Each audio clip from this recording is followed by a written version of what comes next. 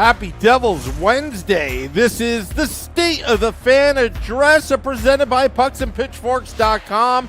I'm your host, Sam Wu, here with the editor-in-chief of that fine website, Nick Villano, streaming live on Facebook Live, YouTube Live, X Live, Twitter Live, and Twitch on the Let's Go Devils Network. Oh, do we have a great podcast for you tonight as everybody's filing in the social media platforms right now. But right off the top, Nick, we've got Travis Yost, TSN. Don't we, Nick? We do. I'm excited. You know, we've been going back and forth trying to get the schedules to work, and we finally did. So we don't even need to waste any time. Just bring them on. Yeah, you can find him on Twitter at Travis Yost. Travis. They muted you again, Sam. But anyway, Travis Yost of TSN, how are we doing ttonight? You guys were so complimentary. I thought a different Travis Yost was coming on. I'm like, is there a second or third? And by the way, side note, the scheduling flexibility challenges were entirely on my end and not your guys' end. So I owe at least 20 push-ups to the Pucks and Pitchforks group. You know, and that's part of the weight loss challenge, right? Off the top, we're doing weight loss January, and then tomorrow's February 1st, so all those weight loss challenges end, and we're all going to go back to being fat, right? That's one I'm not going to be competing in. I'm in the weight gain challenge at this moment, not the loss challenge. I know where you could find some. I got some right here, and it's probably from one of the but off the top, I have to real quick ask you, just there's some breaking news coming in about Elias Lindholm, and I know you're probably going to have some analysis of that, so I don't want to take away from your TSN analysis, but I do want to ask if you think that this trade, if it goes through, I guess there's some complications, but if this trade goes through, do you think this is going to be like a snowball effect? Do you think we're going to see some more trades happening? I think the short answer is yes. The league is still challenged right now predominantly by the slow cap growth and how many teams are truly cap constrained. It's quite frankly the majority of the league at this point, unless you have some LTIR leverage. A team like New Jersey obviously does right now. They're not alone in that bucket. To the extent that it will take the lid off, I think that's true. I also think it's true because the trade deadline is quite frankly, 6 weeks away. So you're going to start seeing activity pick up. The only other thing that I would say, though, and it's specific to Calgary, I've been a believer, at least with the Flames, that trades, if they're interested in retooling and or rebuilding, moving some quality rostered players like Lindholm, like Noah Hannafin, although they are aggressive in the short term for Calgary, they make quite a bit more sense than making a, let's say, larger, broader deal for a Jacob Markstrom, for example. Markstrom, I think, arguably has been the best goalie in the league. And it is just so hard, one, to replace great goaltending, but two, to replace great goaltending that's really not onerously on the cost side. So I do think that this may mean a pickup in activity for Calgary. I would certainly put my eyes on Noah Hannafin as one more potential shoe to drop there. But I also have to say, without knowing the entire framework of the Lindholm trade quite yet, I think he's a great fit in Vancouver. And I know Vancouver has been just white hot. They look like a good team that's delivering elite high-end results. One way to stave off some degree of puck luck regression is adding more talent, and Lindholm goes right into their top six. And I think it's a net win for Vancouver and that division, which I think arguably might be the toughest division in the league, certainly at the top half of it, is just getting harder at this point. So I do want to ask about the divisions because you kind of put a really good piece together this week, but I kind of want to just go in reverse just real quick because you mentioned Noah Hannafin, and you wrote a piece earlier this month about Hannafin. And I feel like he's a really good fit for the Devils, just where they are, losing Siegenthaler, losing Hamilton. But my push at that time, this was early January. This is before we kind of knew what the Flames were doing. My push was to try to get him and Markstrom. Because, again, I like what you said. Markstrom on some sites has the best goals saved above average, and he has some stat to make him look like the best goalie in the league. So Do you think there's any chance that Calgary makes a move if like the Devils go with an all-in package of like Seamus Casey, Alex Holtz, first-round pick, something like that, or do you think that's off the table? And then do you think that Noah Hannafin will be a good consolation prize just on his own? So let's see. There's like 5 really good questions baked into one there. Number one, I know New Jersey, like a number of teams, sorely needs a goaltender, and the goaltending has just capitulated all season long for the Devils. But you got to reconcile that with exactly what you just said, which is Markstrom has he's arguably the Vezina frontrunner right now for a team that is middling at best, right? Evolving Hockey, which I find to be the most reliable public source for goal save versus expected, for a variety of reasons, has him number one, and I think over 27 goals a race. That's more than 4. That's between 4 and 5 wins added to the standings net.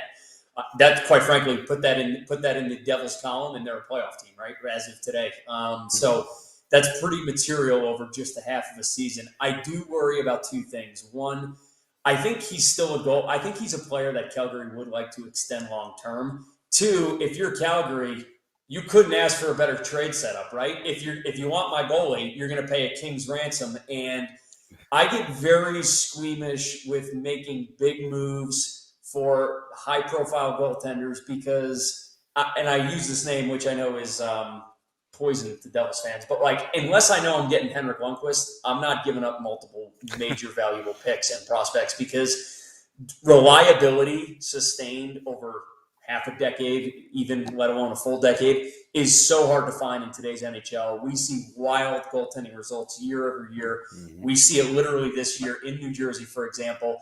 And to me, it's like Markstrom makes the Devils better than Hannafin. I don't even think that's debatable. And that's independent of what they would even have to give up. But he's got a year and a half left on his deal.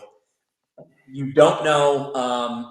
You know for a fact that the cost is going to be significantly higher with him included. That just point blank. He's not an expiring contract, which is the one thing you would have liked to see if you're trying to get a really valuable rental on a potentially cheaper number. That's not going to happen. The other thing is, I know goaltending has disproportionately crushed the Devils, but I don't think their blue line is quite there yet either. And I know injuries have really kind of kneecapped them to some degree on that blue line. But when I look at the Devils, they define a mediocre team, which is neither a compliment or criticism. And when I look at their blue line, I'm like, do I have a satisfied, thorough, reliable top 4? And quite frankly, right now, they do not. And if I can get Hannafin for half the cost of a Markstrom, he is, and it brings me to the original point that you made, he is the typical two-way, can play tempo style of puck-moving defender that the Devils want in spades on that super up-tempo team when they're fully healthy. I actually think he's a great fit. You don't have to listen to me. You can just take the fact that TSN let me file a column that said, I have this great trade idea for New Jersey Devils. And usually that's like, New Jersey Devils? You got an article about the Devils? And it's like, listen, it's Hannafin. It makes sense. So I certainly believe, I think that fit makes a lot more sense, but a 2-for-2 deal would be a dream for New Jersey. I do worry about the cost, though, when you bring Markstrom into the equation. This is not a time you want to be buying right now. Yeah, and I understand that, especially if you trade for the first goalie and Markstrom's the first goalie, like before Gibson, before Saros, before Marc-Andre Fleury. If he's the first goalie, I think it's going to cost them Dawson Mercer, and I'm not doing that. Even though Mercer's not as good this year as he was last year, I'm just not doing that personally. Would you? So on this goaltending point, right? Because the options are only as good as the opportunity cost, right? And if the Devils are adamant they need to be a playoff team this year, I guess the upside is they do not play in the division where you're looking around in 2024 like, oh my Lord, there's no way we can climb through this group of teams, right? That's not where their division is right now. So they really do have opportunity in the second half of the year. But I do think the one point that I think is in support of making a bigger splash, I don't know if Saros gets traded. And if Saros doesn't get traded, it really is Markstrom and a lot of guys. And when I mean by a lot of guys, it's like they have warts and usually multiple of them. And I looked at Probably closer to the trade deadline. But the four names of goaltenders that I expect to be traded, the likelihood of them being traded is quite high. 3 of the 4 I wouldn't touch with a 10-foot pole, right? So that's Jake Allen, that's James Reimer, that's Kaapo Kähkönen in San Jose. They've either struggled over a long period of time. They are either getting absolutely crushed, like Kaapo is in San Jose this year. Well, I think he is the reverse Markstrom. I think he's 18 goals underwater versus expected. I mean, basically you look at this trio of goalies, Allen, Reimer, and Kähkönen, and it's like, yeah, so the upside is their bodies, and they have cheap contracts and can be acquired cheap. I think go to the midpoint. I think the one name that I do think intrigues me is Karel Vejmelka down in Arizona, who has been good in very limited samples. And if you've got a robust and trustworthy scouting team that can look at a goaltender, especially his pre-NHL tape, and say, hey, this is someone who can be worked into a platoon. I think he's got a year and a half left. He's less than $3 million and average annual on the cap. That's a goaltender you could easily acquire for a fraction of the Markstrom cost. And you're not going to get Markstrom results, but you might get 2/3 of the way there. That is, in my opinion, how teams like New Jersey have to think right now, because they're trying to string it together. What they've tried in goaltending for the first 45 games has not worked at all. But is it become too punitive from a asset standpoint and a roster and organizational building standpoint to pursue a fish like a Markstrom or a Saros? I think the answer might be yes, considering where New Jersey is, but we'll see how that shakes out. So you don't think that the Devils should be all in, right? You don't think that this is like a do or die situation with their roster? No, quite frankly, I think the division is weak enough that I think if they were to make a splash at the skater level and hope for some semblance of a goaltending rebound, I think that is, I don't want to say the path of least resistance, but it would be one of the less expensive. We're not blowing up our future. Still think if we get healthy, we're a top 3, top 4 team in this division. And quite frankly, if you reset all the rosters within that division, I do think New Jersey is a playoff caliber team when they're fully healthy. I think that's the case. I think they're only 7 goals underwater over the course of the season, and the injury bug has crushed them. To me, that's the opportunity where you dip your toe in the water and say, hey, we're gonna be buyers, not sellers, because we think we can make the playoffs. But it offers you a hedge, right? So if goaltending just sinks this team over the final 20, 25 games, you likely go into the offseason as a real bidder, either through trade or free agency. You're not nearly as handcuffed. You're not paying trade deadline costs. And you've given your current goaltending platoon, which has been under siege all season long, you give them the opportunity to pull themselves out of it. But more importantly, even if you're bearish with this current goaltending group, it gives your team the opportunity to get healthier and see what that actually looks like at the skating level. Because we know, even from last year, when New Jersey's playing well, this is not a team in the 2020s that is beating you 2-1 in the Marty Brodeur days, right? They're playing super tempo, high pace. They're skating around you. And to me, that's what you want for you right now. So, and this will be my last question. I'm curious, because you wrote about it. You wrote about the divisions, and you said there's 2 clear good divisions. There's one kind of middle of the pack division, and then there's the Metro, which has been very bad.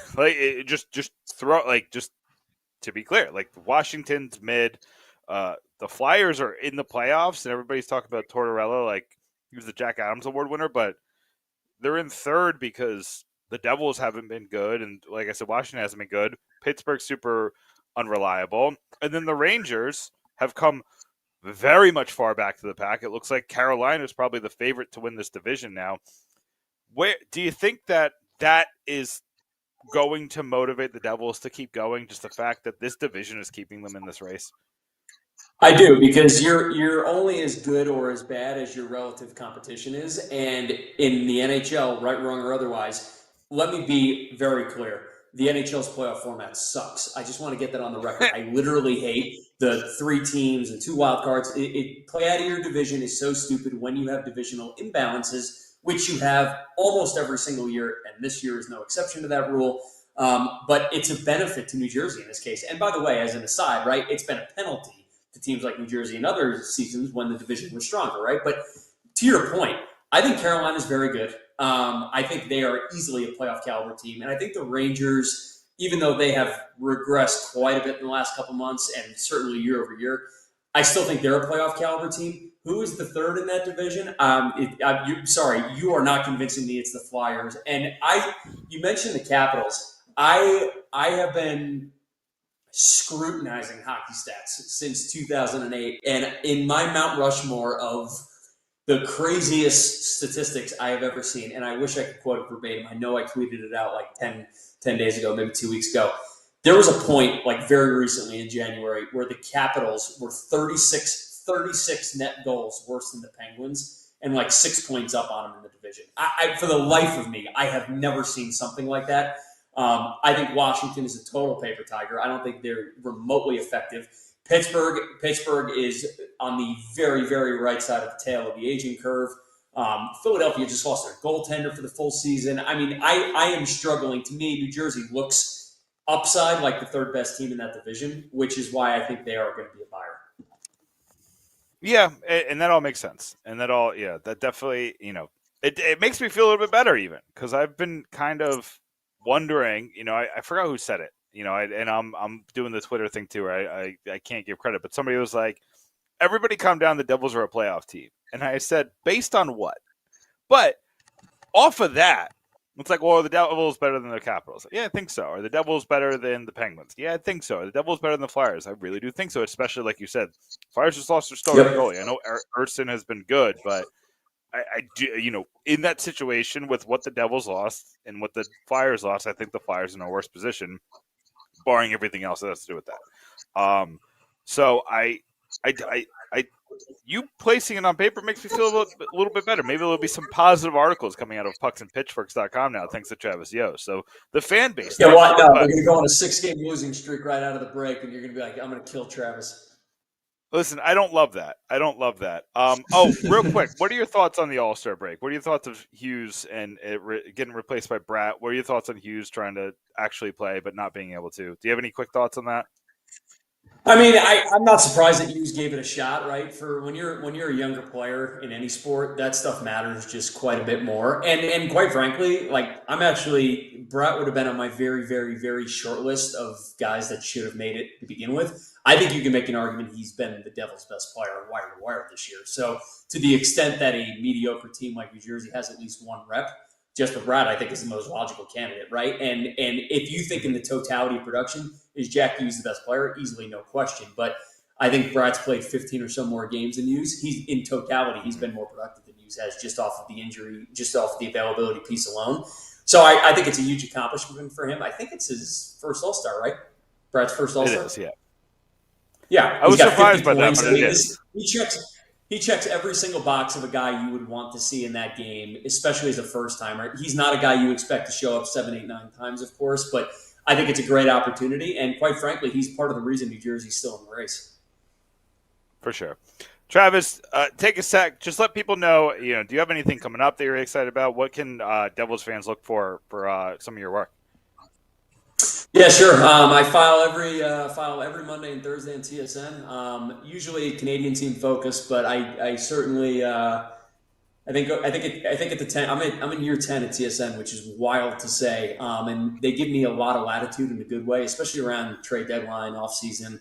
Off season, I like to do a lot more, deep thought, more deeper analysis, quantitative analyses. But on the trade deadline, I kind of expand my breadth to cover really the entirety of the league, which is why you start seeing articles about teams like New Jersey and Arizona and Vegas, like teams that are outside of the Canadian purview, but still very pertinent material to the trade deadline. And to me, New Jersey is one of a number of teams that I expect to factor at the trade deadline for all the reasons we discussed. So I hopefully will have at least one more chance of getting to the Devils. That's awesome. We'll definitely tweet it out. We'll expand the horizons of Devils fans so they know Travis Yost is one of the best in the business. I really appreciate you coming on, sharing some of your knowledge, talking New Jersey Devils hockey, and we'll definitely have you on again soon. Thanks, Travis. Yeah, thank you, guys. I just wanted to point out that I could have got my 20 years ago I have a extremely old New York Rangers jersey I could have pulled out of my closet and thrown on. I was just looking at Sam's background there, but I did not do that for the record because I'm a decent, honest guy. So I just kept the You know good what? stuff on for today. I forgot that's in the background. Listen, if you want to root for a having me team on. that needs the original 6 to win cups, that's fine. Amen. Thanks, Travis. Thank you, guys. Take care. That is Travis Yost of TSN. You can find him on Twitter at Travis Yost. I liked everything he said. Oh, yeah. I feel good. I feel great. Do you know why I like everything he said? It was positive? No, it's because I've been saying that the last 3 months. Yeah. And yeah, I don't know if you've seen what I've written, Sam. I've written a couple of things I was like, Sam would like this. Because it's more positive or realistic. It's what, and I feel like that even in your craziest takes, there's realism in them. Or there's a historical factor in them. And, I'll say this, and we didn't get to this with Travis because we had so much to talk about. But I wrote this week that Lindy Ruff's not getting fired. And I went into it. I didn't even have to go on the merits of Lindy Ruff. The reality of the situation is that he lost Jack Hughes, he lost Timo Meyer, he lost Nico Hischier, he lost Dougie Hamilton, he lost Jonas Siegenthaler, he lost Thomas Nosek, he lost Nolan Foote, Andre Palat, he lost every single important player that's not Jesper Bratt has been missing. And then you add this situation with McLeod, which we'll touch on. I don't really – we went into it a lot last week. I don't have much more else to say other than what we said last week because the only update is that it's confirmed that he's a part of it. I put out his lawyer's message, whatever. But anyway, what the McLeod situation does is it makes the Devils such a risk for a new coach, like a Gerard Gallant or a Jay Woodcroft or a Craig Berube, like the names that I'm seeing that Devils fans want, that when Tom Fitzgerald, like say, for example, Tom Fitzgerald wanted to replace Ruff because he did say something like he was kind of short with his answer in his press conference on last Monday when he resigned. And this was like the proverbial straw that broke the camel's back as far as too many things to overcome. And when you look at the team as a whole, they like Lindy Ruff. And I'm going to use the wrong word here. So just give me a little grace with this, but this team is in mourning over the situation. They now have to deal with the fact that I feel a certain type of way for rooting for McLeod. And I get it, innocent until proven guilty, whatever. But I do. I feel like the ick for rooting for him. How are these guys going to feel? He was their teammate, their roommate, their friend, sometimes their best friend. And to look at the season and having to deal with that and having to get this locker room back and having them have to play with lesser talent for most of the year, having to deal with the expectations from coming into the season, having the fan base boo them often. Like you saw general frustration with Nico Hischier in the past two post-game press conferences. I don't think that after all that you can fire the coach that they like. It's one thing if Torts is the coach and they don't like him. I'm just saying Torts because he's hard. Like Berube.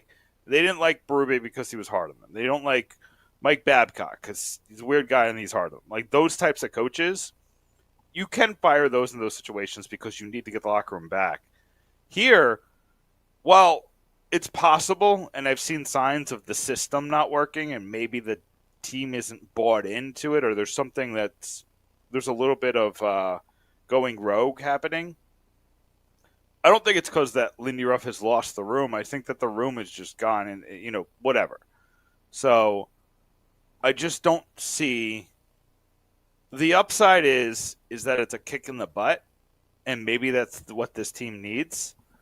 But I think the long-term impacts of this team seeing that when we're not down, we're in the dirt, we're buried, and now you're going to do this to us as a kick in the butt. I think it's going to have such a negative impact on just the long term, and that's what Tom Fitzgerald looks at the long term all the time. That's why he didn't fire Lindy Ruff in 2022. He was looking at the long term situation, and Fitzgerald made a smart move. If Elliot Friedman is right about Lindy Ruff's contract, and it's a 1-1 or a 1-2 or whatever, there's an option after the season. And Lindy Ruff or Tom Fitzgerald is smart because he needed Lindy Ruff to prove himself. And I'll Sam, I know we'll disagree on this, but I don't think he would take that option if that's the situation, unless Lindy Ruff turns the season around, which is not out of the question. So, but my point is that it's too late. It's really like, I know that everybody's going to point to Larry Robinson taking over for Robbie Fjordek. I think I'm saying his name wrong, but in 2000. Fatorik. That was a different situation. Fatorik. The players hated Fatorik. Fatorik he was throwing benches on the ice. You know, he was a divider, not a uniter, and the players needed a uniter at that time period. Not saying that Fatorik is a bad coach. I mean, he led the Albany River Rats to a cup, back in '95.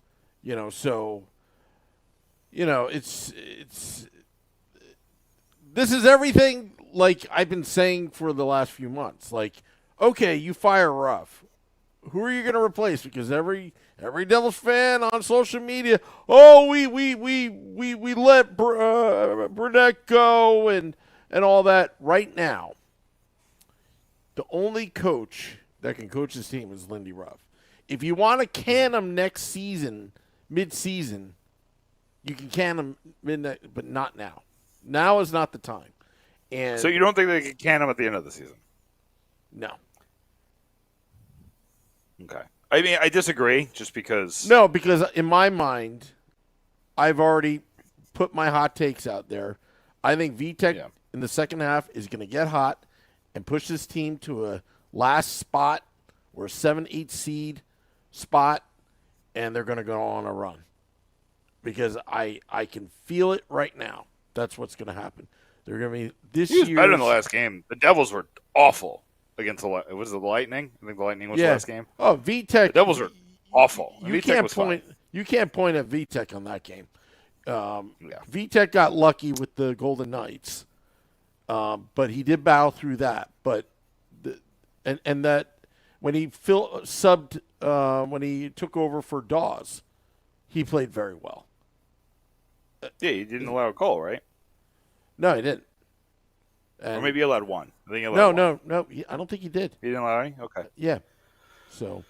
Yeah, and that was a bad night for Dawes. But I think you get that with Dawes. That's been Dawes forever. Going back to World Juniors when he represented Canada didn't allow him. He had one stinker and he was out. Dawes will give you a stinker every once in a while.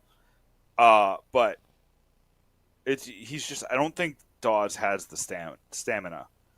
I don't know if he ever will. It's just kind of been his MO. Well, this is what we saw last year. Go ahead. I was just gonna say we saw it. Was he the one in the playoffs for Utica last year? I think so. When they won the first round against, it's either Rochester or Syracuse, and it's blanking. But they won the first round, or it was like a preliminary round of scoring. They won the first series, but then they just got. I think they played Toronto in the second round or whatever that next round was, and just got steamrolled. And Toronto was the best team in the league, but they had a good record against Toronto last year. They ran out of gas, and I think that's kind of the MO. And I love Dawes. You know that. I've been on the Dawes train this whole time. I'm not getting off after one bad performance. But you have to admit that the last week, Vitek Vanacek played better than Dawes. Oh, yeah. Ever since my hot take, he's been pretty good.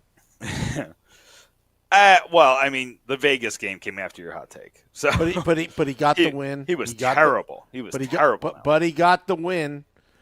He got the well. You can't blame him on that one Kevin Ball in between the legs, a blind pass up the into the slot. Game? Was it? Oh yeah, sorry. But there was a Kevin Ball game. But there was another Kevin Ball incident. I mean, Kevin Ball has had a terrible month. Like it's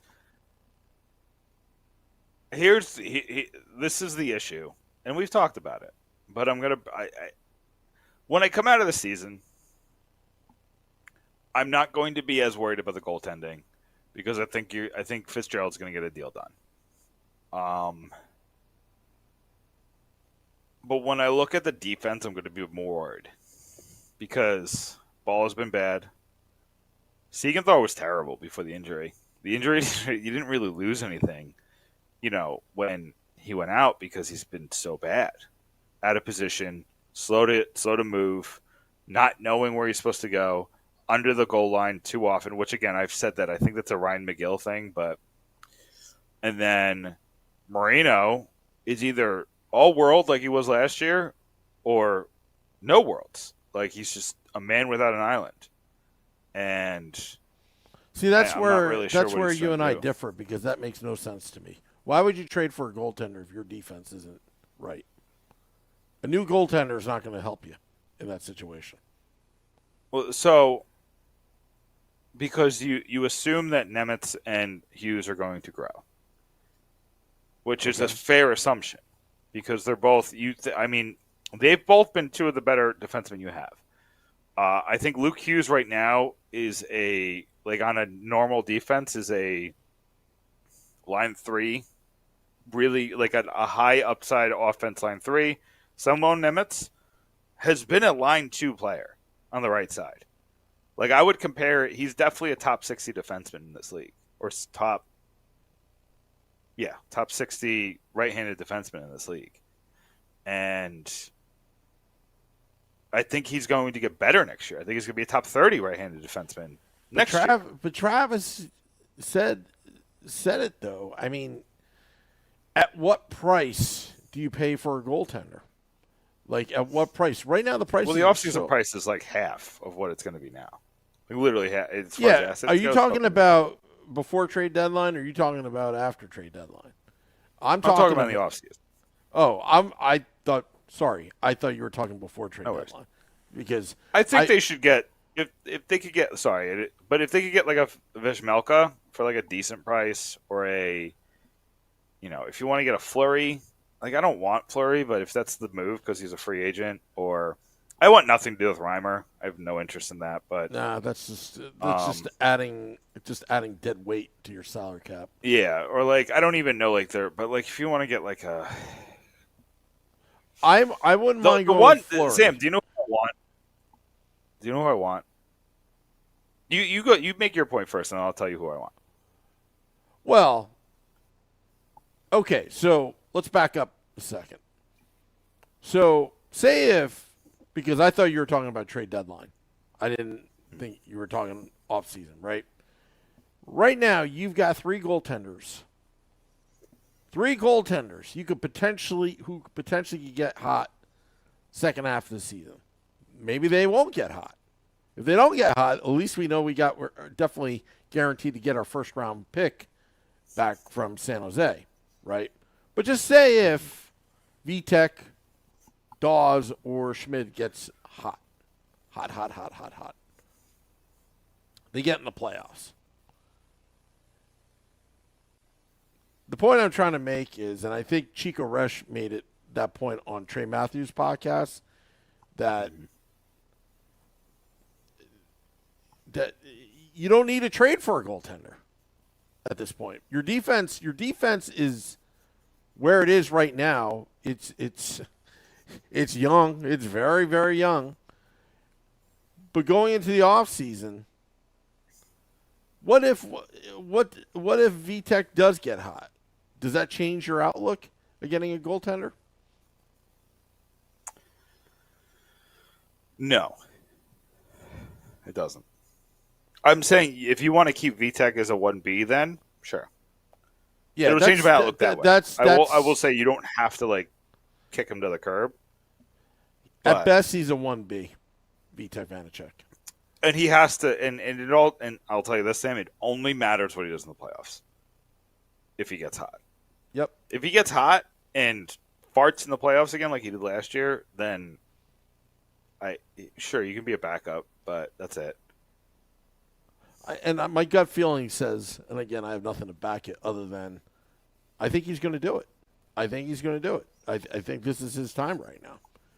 And I mean, go ahead. Sorry, I thought you were done. But, again, that defense, the growing pains, just every game just stabs you in the stomach.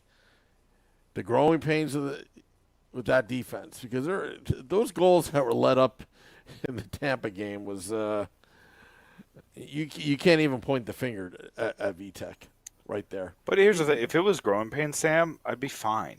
But it's not. It's Marino making mistakes. It's before the injuries, it was Brendan. I think Smith it's over. I also about Marino. I think it's a lot of it is overcompensation. You're putting Marino in spots that he's just not comfortable with, like putting him on the left side. That was awful. That's one of the things where bailing I was like, out Kevin Ball at times. Where I think a lot of the hockey IQ. But he did a lot of that last year. Well, I guess not when he was with Siegenthaler, but before that he was doing that. But the thing is, though, I still wonder. See, this is why I wish I was in the locker room. I wonder because everyone's saying it's McGill's system or no system works like that. The way the Devils are playing. I refuse to believe it. I mean, when you see four guys bunched up behind the net, four Devils players bunched up behind the net, they're all out of position as far as I'm concerned. But it happens 3, 4, 5, 6, 7 times a game. Yeah, so how is that not the system? Are they just not listening then? Because that's an even bigger problem. That part, see, there's no way I would know that.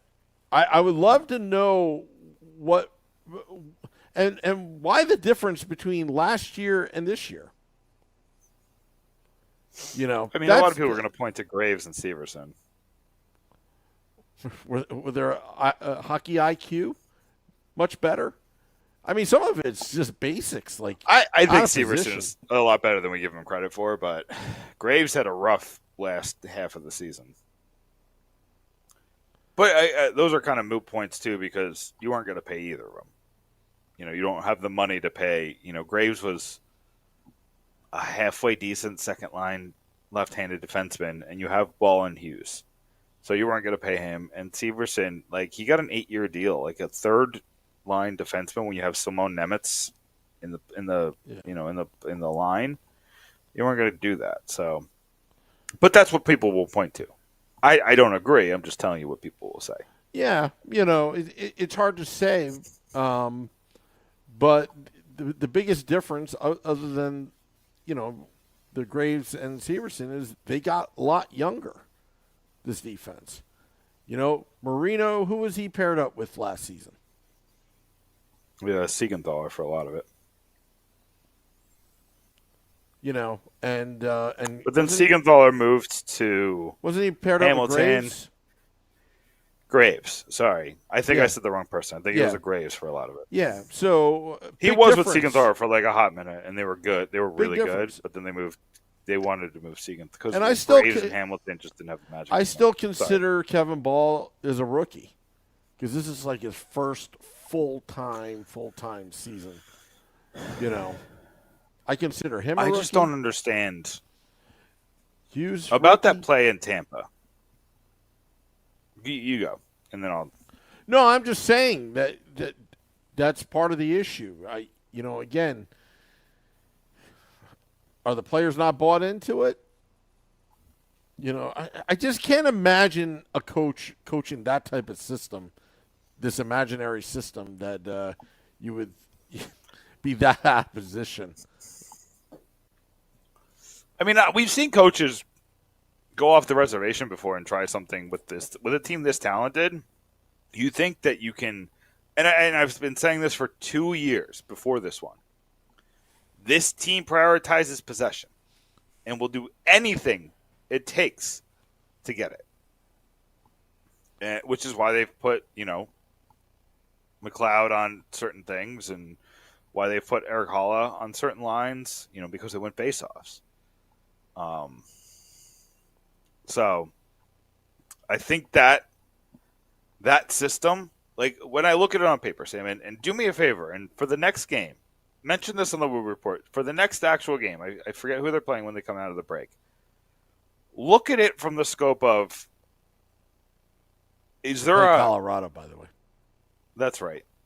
Is there a higher likelihood that what they're doing right now will lead to a possession in a 50-50 situation? Like taking the talents of the players out of it, taking all the factors out of it, just from a, AI player 1, AI player 2, AI player 3, whatever.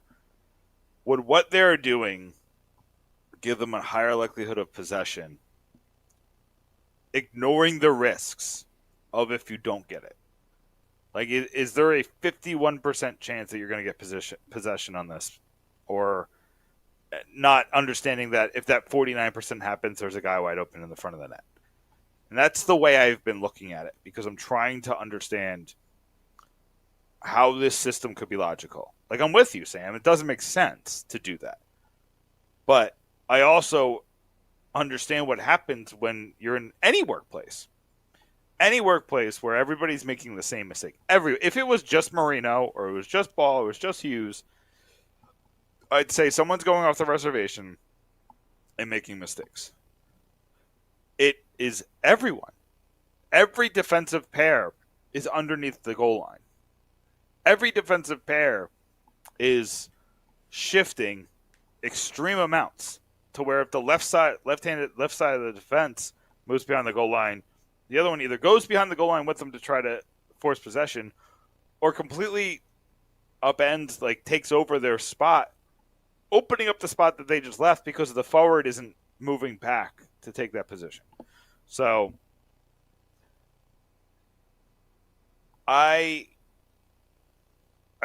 don't know, like I don't know what the fix is except for changing what they're changing. Unless McGill is looking for double teams and takeaways, unless that's what he's. I think he's doing that. I think takeaways is the most important thing.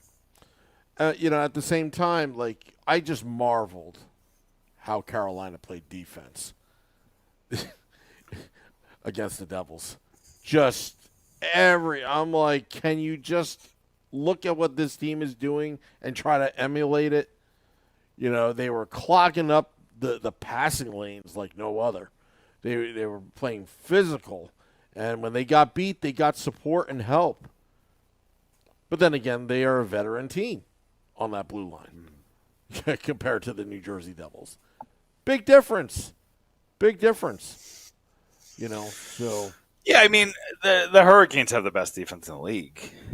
I mean, they did. I don't know what the numbers are, but coming into the season, that's a team that truly doesn't have consistent goaltending. Yeah. So, but their defense, I mean, looking at them, I was actually impressed. I was impressed. I thought they were better than Tampa's defense. Yeah. Yeah, Tampa's got some holes on defense because Sergachev is on long-term injury reserve, and they've just been decimated as far as depth, just trying to fit like the Hedmans and the Stamkoses and the Kucherovs and the Vasilevskis under the cap. But yeah, I truly think the Devils have to make a move.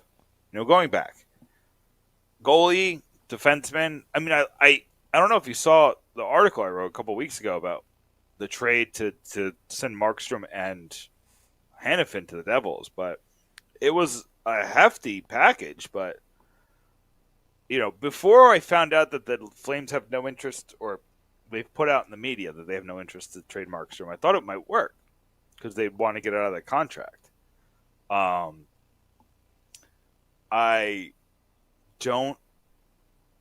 I don't think that would be enough. Again, I'm trying to remember what exactly I said, but it was I don't think that'll be enough anymore.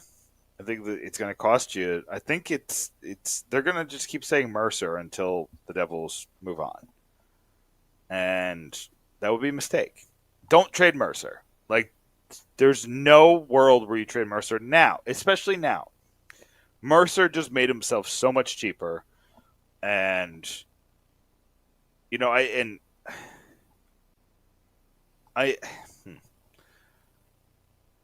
this is going to sound weird. It feels weird to say, but the Devils no longer have to pay McLeod. So, like, I'm just going to go ahead and assume that that's no longer a concern when it comes to, like, looking at your cap sheet from here on out. So there's no reason to trade Mercer. I'm just going to, Sam, I'm going to real quick talk about McLeod because I keep talking about him in hockey terms, and I just need to kind of, like, get this out. So I wrote about the news that McLeod got arrested or is getting arrested. I spoke to, his lawyers through email to kind of get that statement. I understand a lot goes into this. I'll tell you this, though, and Rick West had said this. He doesn't expect this trial to happen until 2026.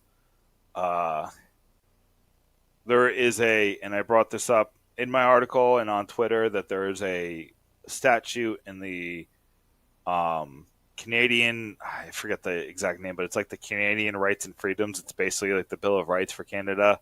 There's a statute that you must be put on trial within a reasonable time. I don't know, like that's not as specific as the American version of that, which is you have the right to a speedy trial. But I'm sure if these guys believe that they are innocent, they are going to push for that, right? Like, you would assume if you want to get your career back, nobody's touching you with a 10-foot pole if you can't prove your innocence. So I think, and I don't think Canada is going to let them travel North America with this type of charge.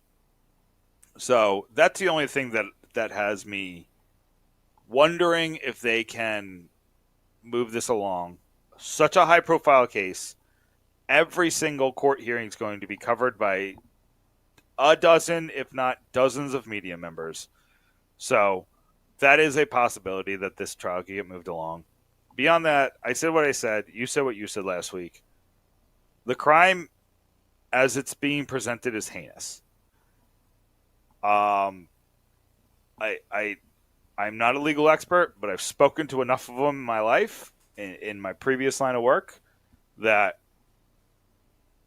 I know that these types of cases look for plea bargains, look for not that the police do per se, but I think that there is I'm saying for those watching at home, don't be surprised if a plea bargain happens. Don't be surprised if they try to get the quote unquote worst of the guy, because there was one who in the lawsuit, there's an intimidation factor to it. And if they try to get everybody else to flip on that guy, you could see 4 plea bargains in one trial. Or you could see 5 plea bargains. And one guy gets the book thrown at him and gets a very long sentence. So this situation is awful. The most important thing is justice for this woman, and for her to be able to move on with her life, feeling whatever feeling she needs to survive. But don't feel bad about feeling any type of way about this, other than, there's some terrible people out there, but you know what I mean? Like, if you feel, it is normal to feel like guilt yourself, mourning of whatever, like, I don't know if it's mourning is the right word, but it's okay to feel these weird feelings. Like, we rooted for this guy. A lot of us really liked this guy. And we were really worried about this. And Sam, we brought this up a couple times. We were sitting here and I don't want to bring it up every single time. And we talk about him when we said that. I don't want to bring it up every single time, but I feel like I have to until I get a resolution. Just somebody give me a resolution. And then the resolution was he's one of them. He's one of the ones that's, the allegations are against. So I didn't want to be disingenuous and not bring it up after we spent an entire podcast on it last week. I'll tell you this: a lot of people are not touching. I've tried to get some guests on just to give us an eloquent and intelligent argument, but I think people are waiting for that press conference. Is it next week or is it the week after? February 5th. So next week. Next yeah, Monday. when the Stadium Series jerseys happen to come out. I know. All right, I'm gonna quickly pivot because I do want to talk about that. We only have 5 minutes left. So, McLeod, it's awful. We'll probably have to talk about it next week just because there's going to be a press conference. Mm-hmm. I'm going to tell you, I'm drained, and next week will probably be it for a while. I'm talking about it just because the guy doesn't deserve. Well, I'm sorry. If guilty, guy doesn't deserve my time or your time. Anyway, can we talk about the Stadium Series jerseys? First of all, what do you think of the jersey? I mean, I love them. I just wish and this is being really picky, I wish it was reverse, where it was primarily black. I've heard that. I don't mind it. I like it. I think it's a great jersey. I like the logo without the circle. I think that's a really good touch. Can I tell you what I hate about it? And I've heard the excuse, and I think it's a dumb excuse. I hate the numbers on the sleeve. They're gigantic. And they're so disproportionate. I don't mind the numbers on the back. I know the numbers on the back are big. And the excuse I hear is because people are going to be far away and they need to see the numbers. First of all, no, you don't. Second of all, Sam, when you're at a hockey game, are you looking at the numbers on the arm? Or are you looking at the numbers on the back? Hockey is such a fast game that your brain is going to... I actually look for both. I understand, but it's quite funny you say that because last season, Timo Meier was 96, and there were times where I would have to verify who it is because they're going so fast by looking at the arm versus the back of the jersey. What's the difference? Well, sometimes the 86 and the smaller one. The 86 and 96, because sometimes the camera angle doesn't provide that on TV. So, I just think the extra 2 inches that you gave the arm sleeve isn't going to make it easier to decipher which player is which when it's on the arm sleeve. We won't know till the 17th. And I'm going to pay attention to that because I just don't agree. I think you made your jersey uglier, and these jerseys are going to be worn again. The Devils are wearing them a second time this season. That was smart. That was smart to do. Yeah, absolutely. These jerseys are beautiful. Nick, I got to get to a couple super chats here because Mark says, Nick, thank you for the super chat, Mark. I read your articles lately. Good work. And I saw the documentary Fifth Estate. It's sad. Just wondering why does the police bring this press conference on Facebook and not at a public channel? He's asking why. And then also Max with the super chat. Can I answer that one first? Just because I have extensive knowledge. Every media outlet in London, Ontario is going to bring their own cameras. Every TV channel is going to have this on streaming, on local TV. I'm assuming this is what he's asking, why it's not going to be on TV. It's going to be on every single channel in London, and you'll be able to catch it on TSN. You'll be able to catch it on maybe some U.S. markets like ESPN, or I'm not sure. But it's definitely to the level of actually, I can answer this. I can actually answer this. Can I answer this? Yeah. I remember working at Cirrus, Canadian, and U.S. FCC, and I forgot what they call it in Canada. completely different set of rules. So they're probably putting it on Facebook Live so the international audience can view it, because a lot of times TSN, there are what are they called, the gate where they lock you out of certain regions. Oh, and you see that a lot. Like, I get Yeah. blocked from TSN videos all the time. Yeah. So that, because it's from a tech standpoint, because we do this on this podcast stream, there's a lot of cost involved, and they're not making money off of international viewers. So and also the geofence. Sorry, that's a proper term. Thank you. Yeah, I just couldn't get. But that. I think the Facebook Live is more of an international audience that's interested in this case, as well. But yeah, Nick, you're right on that part. But basically, it's simulcast. But at least from the police standpoint, because they're not broadcasters, you get it straight from the source versus news media outlets. Sometimes they cut to a commercial, sometimes they cut to commentary, whatever. This is just the raw live feed as it's happening. And on top of that, it gets you to their channel, and you might follow them for more updates, and you might see other updates while you're there. Now that you're following them for this update on their Facebook channel, you might see their drives or their charity events or other crimes.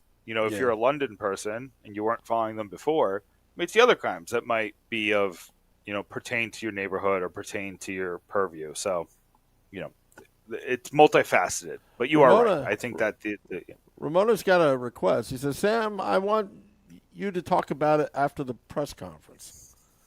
Well, that's going to be tough because that's during the middle of a work day. And besides, something this serious nature, Nick, I like a little time to review what was said.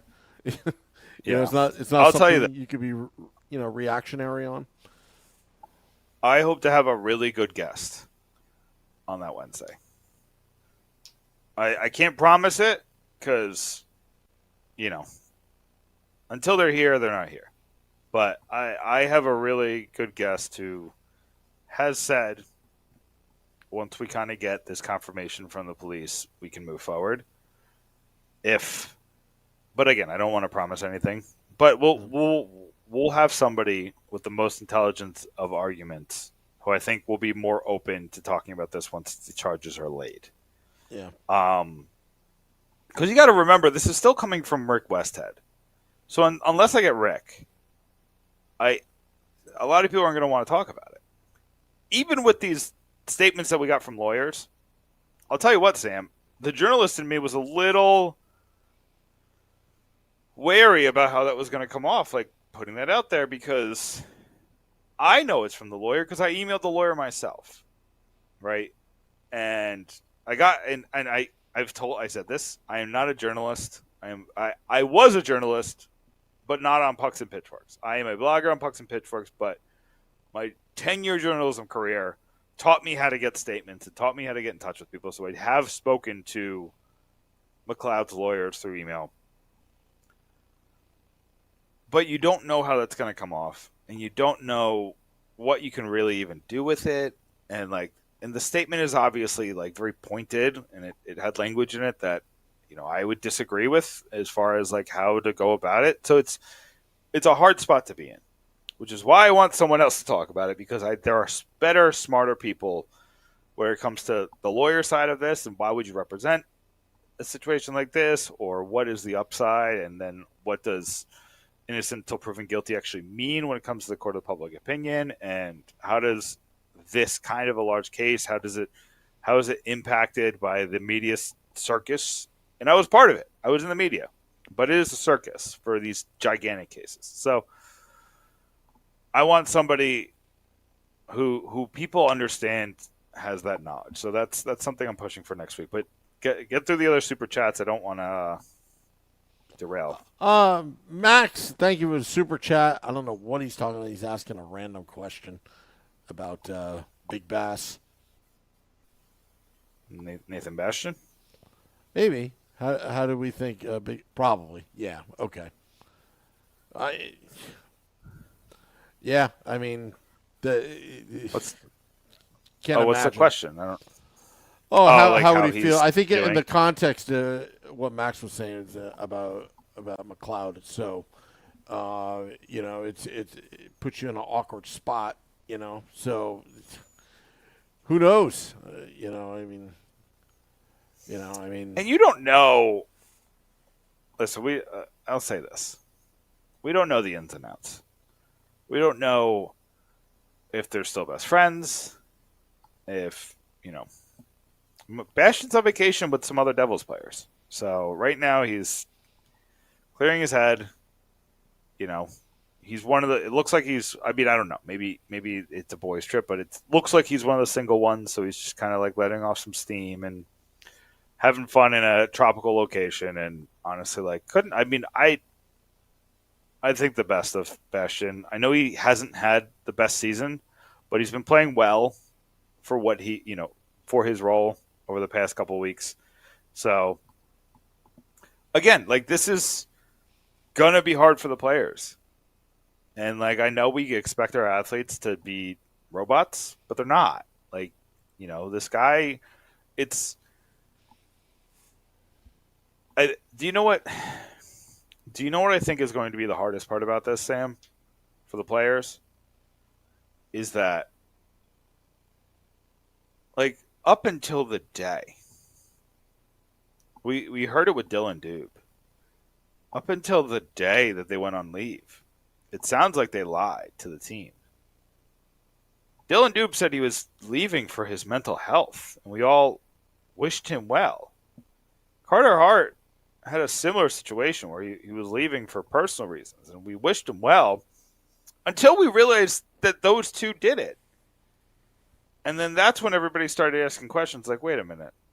That's like a weird, like, Sam, I say this all the time. I don't believe in coincidences. Nothing is a coincidence. Everything happens for a reason. And these players, there's evidence that they lied to the teams. Whether that's what the lawyer told them to do. Like, there's no crime against lying to your employer, but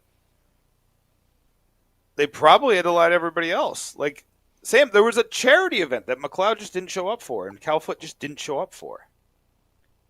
Like, I'm sure if Bastion's still friends with McLeod, which, again, I have no evidence that they weren't, but he's probably texting and be like, are you good? And he's probably, I assume, maybe he was truthful with him, but I assume there's probably some, no, I'm just not feeling good. Just feeling under the weather and whatever. Let me tell you something. I've been in those situations before. Not like this, but situations. I was going to say, I was like, what? No. I've been in situations before in my personal life and business life where your lawyer tells you not to say anything. There are reasons for it, and then you've got to act like, because you know how transparent I am. I'm like an open book. I'm an open book. So, so sometimes, and again, I'll tell you some off-air stuff, but but there are some times where you have no choice but to listen to your attorney, and the other thing too is, again, it's when you've got a serious case going on here, it's not about saving your butt, but it's really about respecting the process. And sometimes respecting the process is to keep your mouth shut. That's all I'm not giving them an out, but I'm just saying, like, there were a couple times where, sometimes where, you have to respect the legal process, and you have a right to remain silent. That's what I don't know if that's actually right in Canada, but in Canada, I don't know, but you know what? They're on U.S. soil talking to Tom Fitzgerald. I'm assuming U.S. law applies. So, I mean, well, you were talking about the gala and all that. Yeah. Again, I know what you're saying, so it's fine. But yeah, I think that's all I got, Sam. Yeah. So what are you plugging? What are you plugging? Pucksandpitchforks.com. We got I got 2 in the tank that I gotta get to. So those are gonna come out tomorrow morning. Jersey Joe, he evaluated the drafts from 2016 until I think 2020 to see how they built the team today. And then Nick Natal has one in the can that I'm gonna edit. I don't even know the subject, but he's been really good so far. Nick Natal, new writer, go give him a follow on social media because he's been killing the game. I obviously wrote about the McLeod stuff, so that's out, just kind of with the statement that I got from the lawyer. And I've written a bunch of, I wrote the Lindy Ruff story. And then I wrote one that I was really proud of that is escaping me, Sam. Hold on. You do your plugs. I'll do one last plug at the end. Yeah, just for those that are tuning in right now and listening in the car and all that kind of good stuff, that we found a tailgating spot for February 17th. But we will make that announcement probably this Sunday on the Let's Go Devils podcast. And Shorts Guy and I scouted it out. We found a spot that checks off all the boxes, like getting internet service, putting our big stage, being able to. We're anticipating a big crowd at our tailgate, where to put the grills, all that kind of stuff. So we found a spot, and we'll make that announcement on Sunday. And how to get there, because there's 9 different entrances to get there. So. Couple I forgot. Dan Rice spoke to Scott Wedgwood and talked to him about playing the Devils and why he plays so well against the Devils. Vinny Parisi talked about the Stadium Series sweaters, so definitely check those out. Sam Honolulu talked about whether kind of what you're going on about defense and goaltending and what the real priority is. And then I wrote about why we need to follow the money. And that is going to be key in the Devils pursuing somebody at the trade deadline. Sam, do you know how much the Devils are spending in salaries this year? I don't know, $84 million? $98 million. Does that include without Kovalchuk? adding a soul? I think it does. But it's only like $250,000. But Meyer's making $12 million. I think Hamilton's making $12 million. It's all in the article, but that pure expenditure, yes, it's going to come to fruition later in the process when it's less money. But I mean, these high-priced actual dollars and cents contracts are going to make the Devils want to get a playoff purse, and they're going to push as hard as they can to make the playoffs, not just to win the Stanley Cup or have a shot at the Stanley Cup, but they want to cover these expenses. So just go 2 rounds and then cut it off. You don't want to go to the 3rd round. Yeah. Listen, if you're going to go to the 3rd round, go to the Cup final. You know what the Devils want? They want 4 new NHL teams so they can pay that initiation fee. That's what they want. That's money in the bank. That is money that they don't share with the players, by the way, from what I hear. I think you're right. I think that's just pure profit. Oh, it's, you know what? I want 50 NHL teams at that point if I was the owners. And on top of that, the valuation, it adds more value. You know, the Devils, the ownership group, they love valuation. They'll love that. They'll push the Devils over $1 billion. $1 billion. I think they're already there. Yeah, they're just about there. I mean, maybe they're 950 or something. They're close. They were a bankrupt team 10 years ago. Bankrupt team 10 to 12 years ago with $300 million worth of debt, and now they could probably sell for $1 billion. But I think the Prudential Center, having the rights to the Prudential Center, is worth more than the team itself. The team is really an anchor. I mean, it's a top 10 arena in the. It's still considered a top 10 arena in the world. So yeah, that's definitely part of it. It's a great deal, and all they have to do is pay the city X amount, But all right, well, that's all I got. That's all Nick's got. Want to thank all those tuning in. There will be a Woo Report tomorrow. Breaking news. Breaking news. I got the scoop on the Woo Report. Shorts guy will be on the Woo Report because he got rid of his James Dolan internet today. And he's got fiber speeds that I've never seen numbers before. He's got better numbers than the bunker. Ooh. And he's only paying $60 a month. Sam, I've been looking around, but anyway. All right. Anyway, thank you to all those tuning in. Till next time, let's go Devils.